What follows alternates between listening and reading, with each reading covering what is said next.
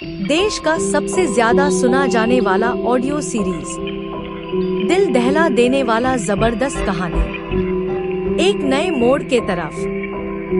गहरे जंगलों के बीचों बीच एक रहस्यमय जगह थी, जहां आम इंसान जाने से डरते थे। लोग कहते थे कि उस जंगल में एक नागिन रहती है, सौंदर्य की मिसाल मगर जहर से भरी हुई। यह कहानी शुरू होती है सूरज नाम के एक नौजवान से, जो हाल ही में एक खोजी पत्रकार बना था। उसे रहस्यमय कहानियों की सच्चाई उजागर करने का जुनून था। जब उसने गांव वालों से नागिन वाले जंगल की कहानी सुनी तो उसका दिमाग उस रहस्य को उजागर करने के लिए मचल उठा। सूरज की पहली रात जंगल में। सूरज ने कैमरा, टॉर्च और कुछ जरूरी सामान लिया और जंगल में प्रवेश कर गया। दिन ढल चुका था, हर तरफ सन्नाटा था, सिर्फ झींगुरों की आवाज और पत्तों की सरसराहट। तभी अचानक किसी औरत के गाने की मीठी सी आवाज उसके कानों में पड़ी। कौन हो सकता है इतनी रात को, उसने सोचा। वो आवाज की ओर बढ़ा और वहां देखा, एक झील के किनारे खड़ी थी एक लड़की, जिसके लंबे बाल कमर से नीचे तक लहराते थे और आंखें जैसे नागिन की आंखें हो, गहरी चमकती हुई। तुम यहाँ क्या कर रहे हो? उस लड़की ने पूछा। उसकी आवाज में अजीब सी गूंज थी।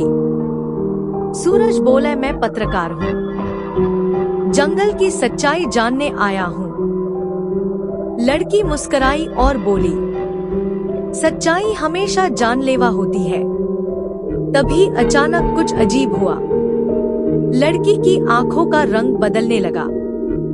उसका चेहरा तेजी से डरावना और रहस्यमय बनता गया। सूरज के होश उड़ गए जब उसने देखा वो लड़की एक नागिन में बदल रही थी। नागिन की चेतावनी, तुम्हें यहाँ नहीं आना चाहिए था इंसान। नागिन गर्जी, ये जंगल मेरा है और मेरी दुनिया में घुसपैठ करने की सजा मौत होती है। लेकिन सूरज ने हिम्मत नहीं हारी। उसने कहा, अगर तुम सच में नागिन हो तो बताओ, इंसानों से तुम्हारी दुश्मनी क्यों है? नागिन कुछ पल चुप रही, फिर बोली, इसका जवाब तुम्हें मिलेगा, लेकिन हर जवाब की कीमत होती है। उसने सूरज को चेतावनी दी, अगर तुम दोबारा इस जंगल में आए तो मैं तुम्हें नहीं छोड़ूंगी। सूरज ने पीछे देखा, उसकी टॉर्च बंद हो चुकी थी। कैमरा अपने आप बंद हो गया था। कुछ तो जादुई था इस जंगल में। वो डरते डरते बाहर निकल गया, लेकिन मन ही मन तय कर चुका था, वो फिर लौटेगा। अब अगले एपिसोड में देखिए, क्या सूरज दोबारा जंगल में जाएगा? क्या नागिन का अतीत किसी बड़े रहस्य से जुड़ा है? और क्या सूरज को नागिन से डरना चाहिए या प्यार करना चाहिए? जाने अगले भाग में। जंगल से लौटने के बाद सूरज के मन में एक ही सवाल था, वो नागिन कौन थी? उसकी आंखों में नफरत तो थी, लेकिन एक रहस्य में उदासी भी, जैसे कोई अधूरी कहानी उसकी आंखों में छिपी हो। सपना में आई नागिन। अगली रात सूरज को एक अजीब सपना आया।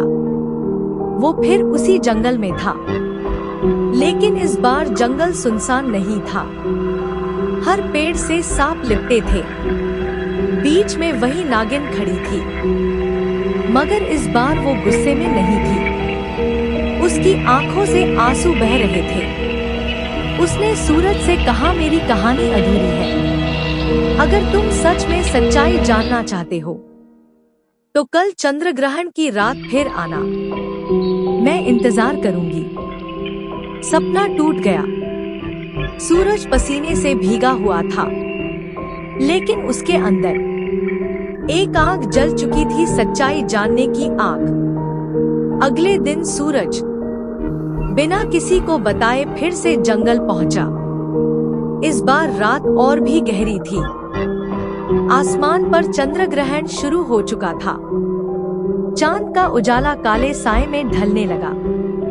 झील के किनारे वही नागिन खड़ी थी, इस बार पूरी नागिन रूप में मगर शांत।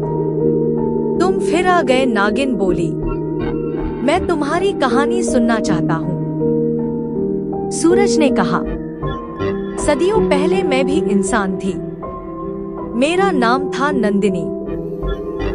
मेरा गांव इस जंगल के पास था। मैं एक साधारण लड़की थी, लेकिन मेरी सुंदरता को लेकर गांव में ईर्ष्या थी।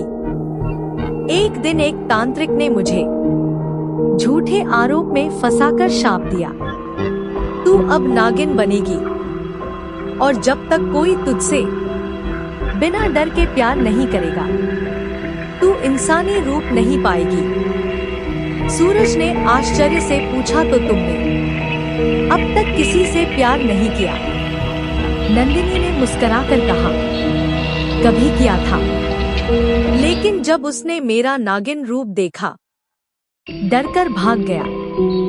लेकिन तुम रुके, सवाल किए और दोबारा लौटे। सूरज उसकी आंखों में देखने लगा।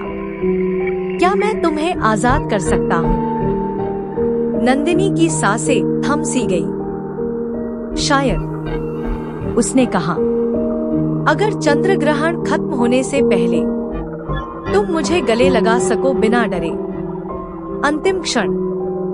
सूरज ने बिना एक पल रुके नंदिनी की ओर कदम बढ़ाए। सांपों की फुफकार तेज होने लगी, पेड़ हिलने लगे और चंद्रमा पूरी तरह काले साए में छिप गया। और तभी सूरज ने नंदिनी को गले लगा लिया। एक तेज रोशनी फैली, नागिन की चमड़ी झड़ने लगी और वहां खड़ी थी एक खूबसूरत इंसान, आंसुओं से भरी आंखों के साथ। तुमने मुझे आजाद कर दिया सूरज। अब देखें अगले एपिसोड में, क्या सूरज और नंदिनी अब साथ रह पाएंगे? क्या जंगल की बाकी रहस्यमयी शक्तियां उन्हें चैन से जीने देंगी?